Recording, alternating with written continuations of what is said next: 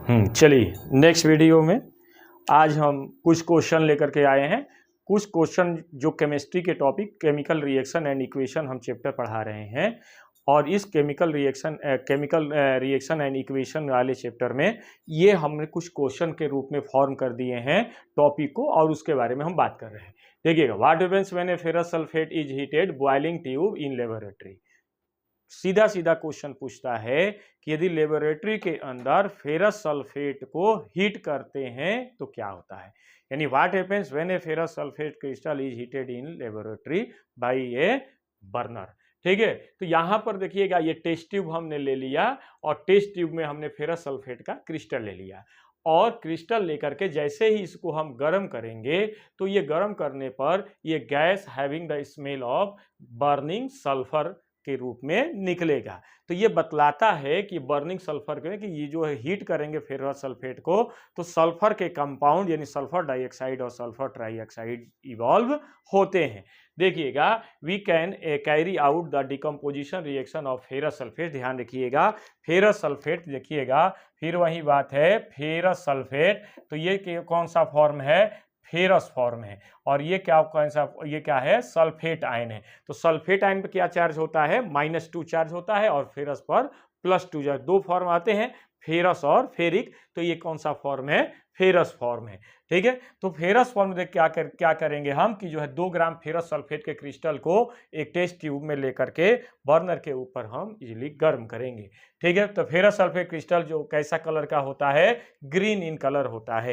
जब ये गर्म करेंगे इसको तो heat in a boiling tube over a burner, तो the green colour of ferrous sulphate crystal first changes white and then a brown solid. यानी जैसे ही गर्म करेंगे तो जो फेरस सल्फेट का कलर है जो कि ग्रीन कलर है वो कैसे तब्दील हो जाएगा, व्हाइट, और उसके बाद क्या हो जाएगा, ब्राउन हो जाएगा। तो ये जो है और उसके बाद एक जो है स्मेल निकलेगी जो कि सल्फर के रूप में कंसीडर किया जाएगा। तो gas having the smell of burning sulphur comes out the boiling tube. तो देखिएगा यहाँ फेरस सल्फेट है, हीट किए, हीट का चिन्ह दिया गया है, तो क्या बन गया, फेरिक ऑक्साइड। ध्यान दीजिए, फेरस और फेरिक, तो ये इस पर जो है ऑक्सीजन पर कितना चार्ज होता है, -2 चार्ज होता है।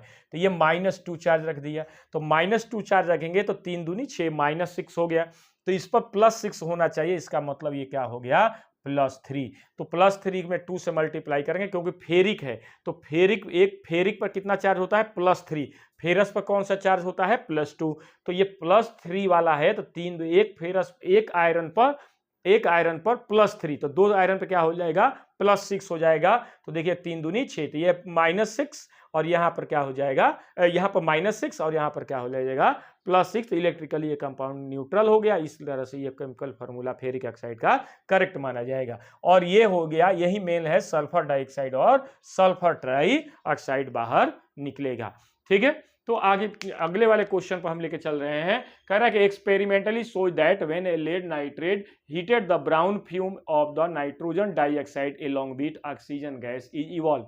ध्यान रखिएगा, ऑक्सीजन कभी भी गैस को जलाने में किसी भी कार्बनिक कंपाउंड को जलाने में हेल्प करता है या कार्बन कंपाउंड को जलाने में हेल्प करता है, लेकिन कार्बन डाइऑक्साइड हमेशा कार्बन कंपाउंड को या ऑर्गेनिक कंपाउंड को बुझाता है।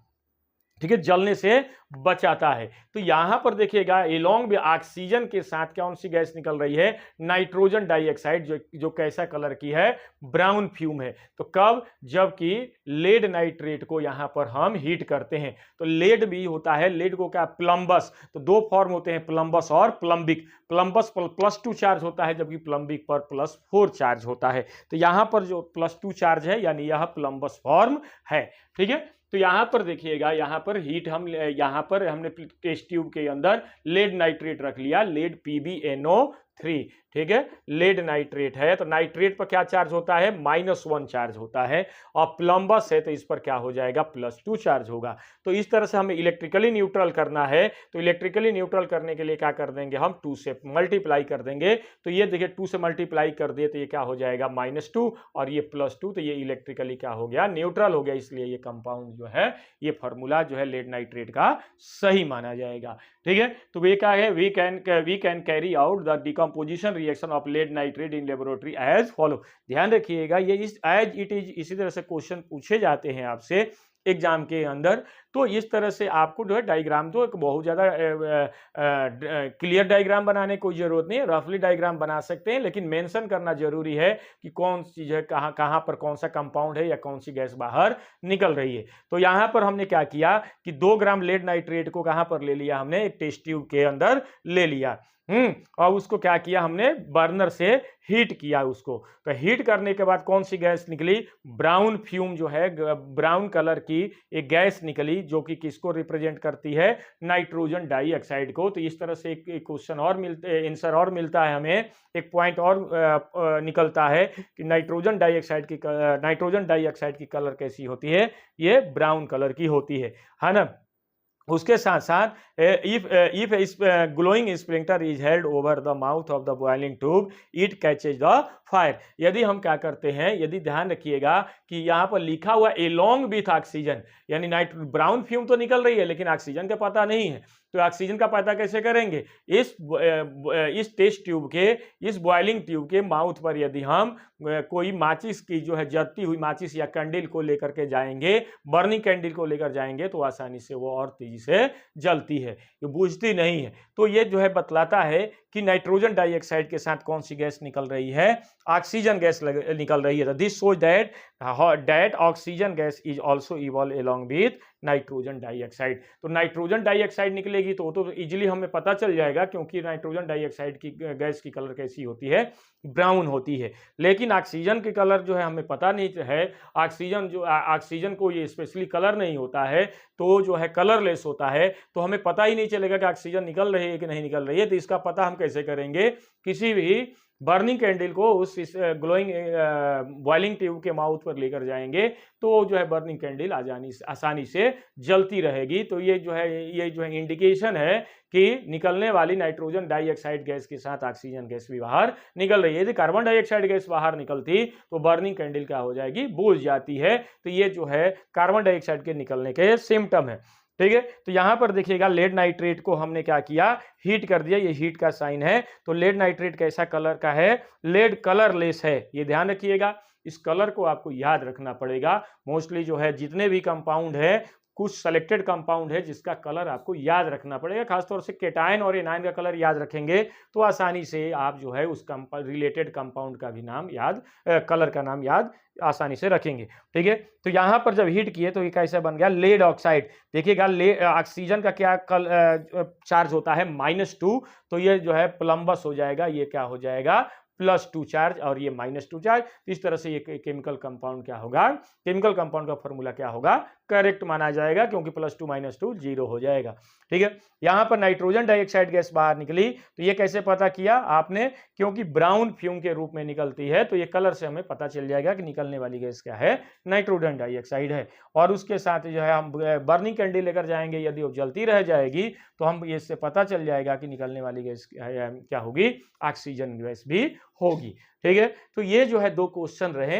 ये ध्यान रखें कि आपको इलेक्ट्रोकेमिकल सीरीज आपको याद रखना पड़ेगा, और साथ ही साथ आपको monovalent, divalent, trivalent, tetravalent cation, monovalent, divalent, trivalent, tetravalent anion का भी आपको याद रखना पड़ेगा, और साथ ही साथ इससे रिलेटेड जो है कलर का भी आपको जानकारी होनी चाहिए, ठीक है।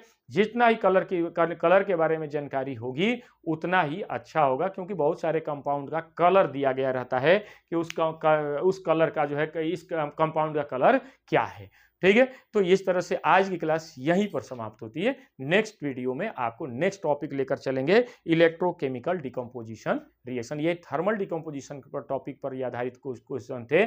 आगे हम जो है कि थर्मल डिकम्पोजिशन पर क्यों थे, कि देखिएगा यहाँ पर हीट दिया जा रहा है, हीट के द्वारा जो है हमने जो है केमिकल रिएक्शन जो हम पढ़ा, केमिकल रिएक्शन के कुछ कैरेक्टरिस्टिक्स लिखवा रहे थे, उसमें हमने डिकम्पोजिशन रिएक्शन बताए थे। और डिकम्पोजिशन रिएक्शन में हमने ये भी बताया था कि 3 प्रकार के डिकम्पोजिशन रिएक्शन होते हैं, thermal decomposition reaction, electrolytic decomposition reaction और फोटोकेमिकल डिकम्पोजिशन रिएक्शन। तो अभी तक तो हमने बताया थर्मल डिकम्पोजिशन, अगले वीडियो में हम इलेक्ट्रोलाइटिक डिकम्पोजिशन रिएक्शन के बारे में बात करेंगे और फोटोकेमिकल डिकम्पोजिशन रिएक्शन के बारे में बात करेंगे।